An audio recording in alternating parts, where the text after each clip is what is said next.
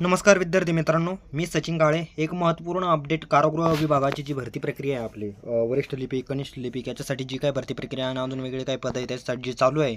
तर त्याच्यासाठी आपल्याला एक सूचना प्रसिद्ध झाली आहे 11 तारखेला, म्हणजे कालच्या दिवशी ही सूचना प्रसिद्ध झाली आणि आज मी हा व्हिडिओ बनवून टाकत आहे.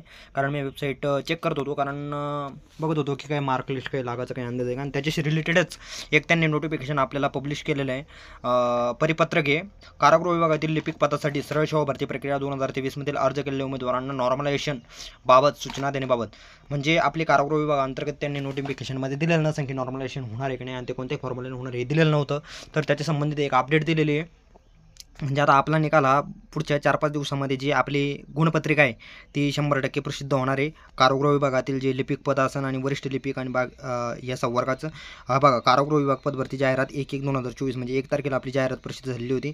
त्या अनुषंगाने लिपिक पदासाठी सरळ सेवा भरती प्रक्रिया 2024 मधील अर्ज केलेल्या उमेदवारांची संख्या विचारात घेऊन परीक्षा एकापेक्षा अनेक सत्रांमध्ये पार पडल्याने भिन्न प्रश्नपत्रिकांचे काठिण्य पातळीचे समानीकरण नॉर्मलायझेशन करण्यासाठी खालील मीन स्टँडर्ड डेव्हिएशन मेथड ह्या सूत्र पद्धतीचा अवलंब करण्यात येईल.